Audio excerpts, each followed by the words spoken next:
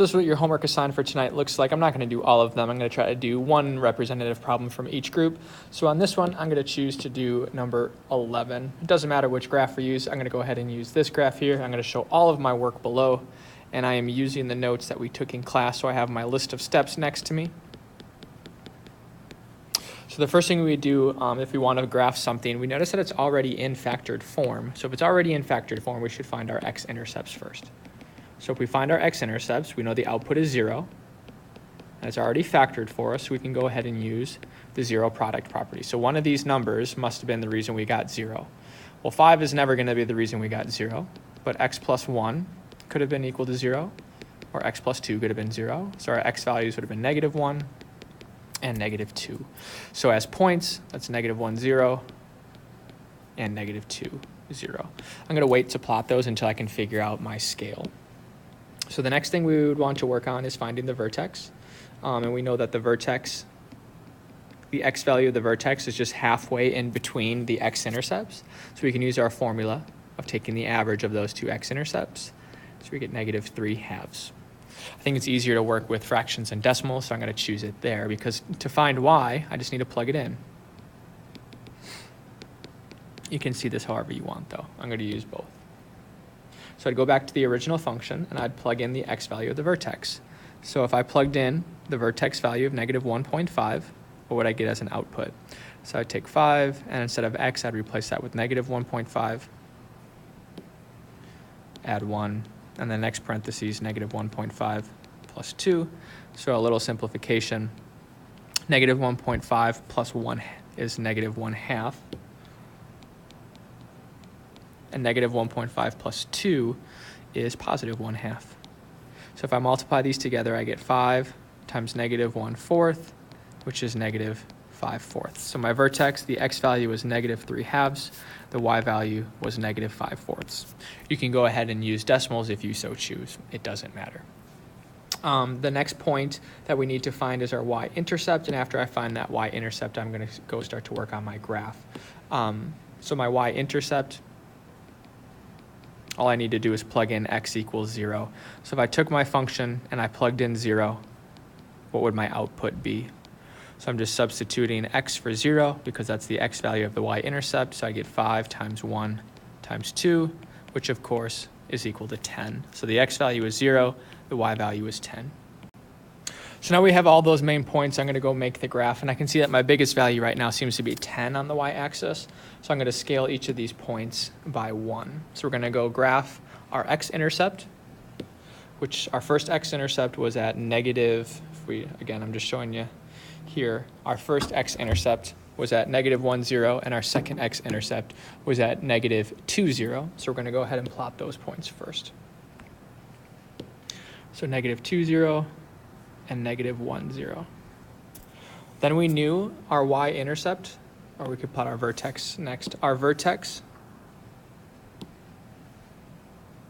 was at the point -3/2 and -5/4. So I'm going to approximate that. So -3/2 is -1.5 and about -2.25. So right there is my vertex. Now, because I know where the vertex is, I am going to go right away and put in the axis of symmetry. We know the axis of symmetry is that vertical line that cuts the parabola in half, and it goes right through the vertex. So the axis of symmetry has the equation x equals -3/2, or x equals -1.5. Doesn't matter which one you want to call it. We can go graph our y-intercept at 0, 10. That's right here. Now the reason we want that, because the last thing we need to do is find the partner point to that y-intercept. We need the axis of symmetry to do that. So the partner point is the same distance away from the axis of symmetry in the opposite direction. So if our y-intercept has an x value of 0, what we can see is it's -3/2 away from the axis of symmetry, or -1.5. So I'd go that one more time in that direction, and that should bring me to its partner point. So if I had -3/2, so I started at 0, and I went to -3/2, and I went backwards another -3/2, that's -6/2, which is just -3. So the x value there is -3, and we know that partner points have the same y value. So after that, we can connect our dots, and we've created our parabola. The last part, we are supposed to describe our domain and our range. So if we think about the domain, if I look at the function, all I need to do to that function is add 1, whatever x value I choose, I'm going to plug it in, add 1, and then add 2 to it. If I think about, are there any x values that I wouldn't be able to do that with? I could do that to anything. So on my graph, I will have all the real numbers as their x values. Maybe I can't see them all, but I would be able to plot them all. Now the range is asking us, what are all the y values that are on this graph? So the range here, what I can see is that there's a low point, right? This y value right here of the vertex, which was negative 5/4. So this y value is just negative 5/4. So what I can see is all the other y values are above that. So anything that's going to be on my graph, its y value is going to be bigger than or equal to negative 5/4. So we're going to choose one from this group. And we can see on this group is they're not in factored form. They're given to us as trinomials. So I'm going to choose number 19 as my example here. So the first thing we would need to do is we need to find our x-intercepts and we need to factor it. So whenever we're factoring it, we should always check for a GCF first. And I notice that all of these terms are divisible by 4. So I factor out the 4. And then I look at the resulting polynomial. And I realize its leading coefficient is a 1. So I can ask myself, what numbers would multiply to positive 8, but would add to negative 9? Well, I know that those numbers are going to be, negative 8 and negative 1. So we factored our equation, and the reason we factored it so we can set it equal to 0 to find our x-intercepts. So if we're wondering the reason why this equation was equal to 0, the 4 is not going to do anything. So either x minus 8 was the reason we got 0, or x minus 1 was the reason we got 0, in which case x would be 8, or x would be 1. So those are our x-intercepts, 8, 0, and 1, 0. And again, I wait to graph those just to make sure that I have an appropriate scale. So I'm going to find my vertex and all that stuff before I go graph. So now for our vertex, we know the x value of the vertex is the average of the x-intercepts. So I take the x-intercepts, I add them together and divide by 2. So here again, I do get a fraction of 9/2, which if you want, doesn't really matter, that's 4.5. Whatever one is a little bit easier for you to use, it doesn't matter. Now that's just the x value of the vertex. So to find the y value, I need to plug that in. So I need to plug it into the original equation. So wherever I see an x, I'm going to plug that in for 4.5. And what I'm going to do here is I'm going to use fractions because fractions are a lot easier to do in my head. So 9/2 squared minus 36 times 9/2 plus 32. Now, you could use a calculator for this if you're feeling really stuck. I do think it's important to maybe do it as some numbers. If I squared 9/2, that'd be 81/4. So I can see those 4s would just cancel. Now when I'm doing these, 36 divided by 2 is 18, but that's where I kind of run into a problem. I don't know what 18 times 9 is. Looks like 162. And I would add 32. So again, you could use your calculator to do this as well. And when I do this, I get the y value of negative 49. So our our vertex has an x value of 4.5 and a y value of negative 49. And again, it's okay to use a calculator to find that. If you're unsure about using your calculator, you should just ask your teacher. Now with that, let's go ahead and just find our y-intercept really quickly. Our y-intercept, all we need to do is plug in x equals 0. And that's really easy, especially when we have it in standard form, because we can see or start to see that the y-intercept is really just our c value. Because this is 0, this is going to be 0, and then we add 32. So our y-intercept had the x value of 0 and the y value of 32. So when I look at something like this, I need to figure out how to scale my axes. And for the sake of the video, probably, I'm just going to draw my own axes, which you're welcome to do. So I've taken the graph and just erased it, or you could just draw it below. I'm just going to put my own axes. I'm going to favor it into the positive direction just because both my x-intercepts are positive. So we're going to go ahead and start graphing those x-intercepts. So the first one was at 8, 0. The next one was at 1, 0. Now we know the vertex was at the point 4.5, negative 49. And here's where we can just kind of scale it ourselves. 4.5 is right in the middle of 1 and 8. So way down here, we'll just say that's our y value. So the vertex was at 4.5, negative 49. And what you can see is I've already actually drawn in that axis of symmetry, right? The axis of symmetry is just the vertical line that goes through the vertex, cuts our parabola in half. The x value there is 4.5. We can go ahead and plot our y-intercept of 0.32. And again, since we're coming up with our own scale, wherever I put it is fine. I'm just going to say that's the y-intercept of 0.32. So our last step is to find its partner point. Now the partner point we know is just the same distance away in the opposite direction of the axis of symmetry. So if I started at 0 on the x-axis and I traveled this way and I got to x equals 4.5, I traveled 4.5 units. So I'd go 4.5 more units to get to the other side. So 0 plus 4.5 would bring me to 4.5, plus another 4.5 would bring me to the x value of 9. We know partner points have the same y value. So then at the end, we can go ahead and we can connect our dots and we can see our U-shaped graph.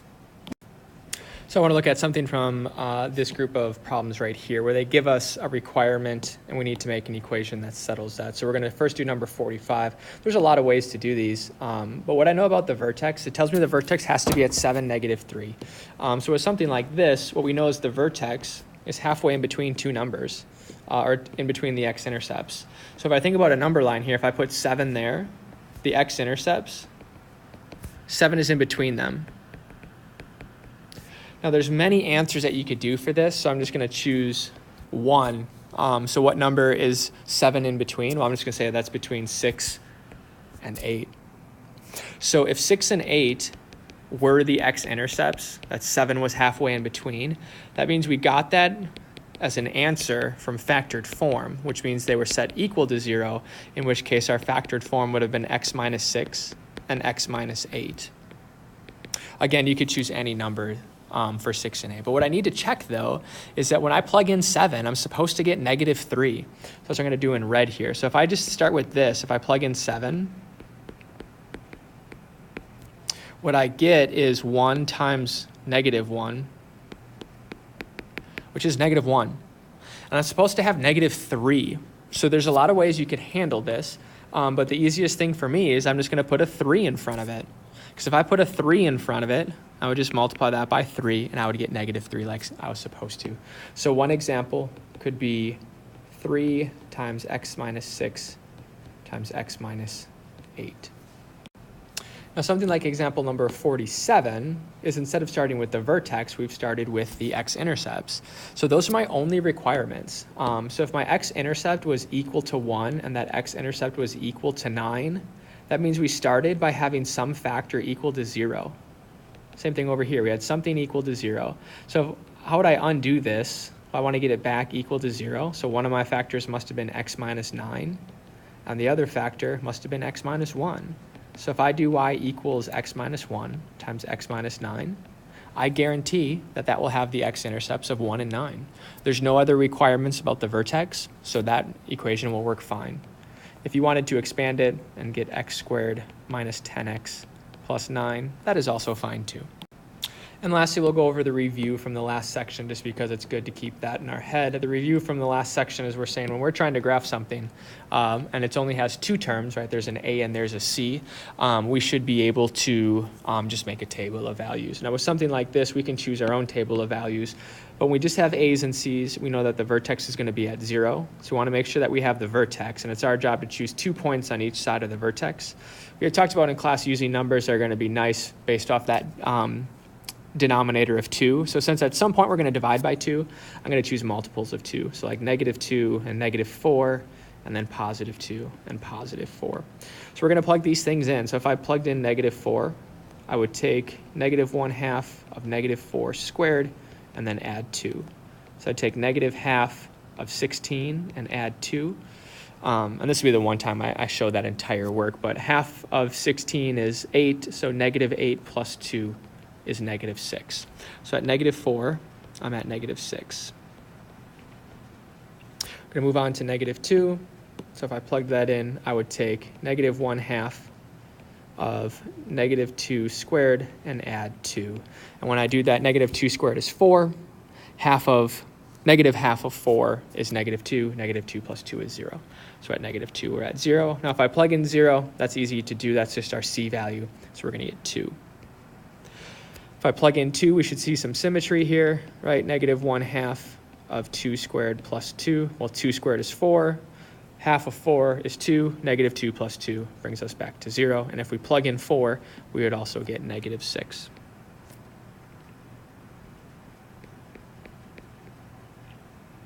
And then we can connect our dots, and we've made our parabola. But we also talked about in section like 8.1 and 8.2 is just how is this graph different? So if we looked at negative 1/2 x squared plus 2, if that was our function, we know that our a value is equal to negative 1/2. And we talked about that a value does 2 things for us, or 3 things actually. Because there's a negative, it should be flipped over. And we can see that our graph did look like that. And then since the absolute value of that a value is just 1/2, and that number is less than 1, compared to the parent function, this would also have a vertical shrink. And then finally, since our c value is equal to a 2, we know that moves the graph up and down. So this would be a vertical shift or translation. We talked about both words, and it's going to go up 2 units.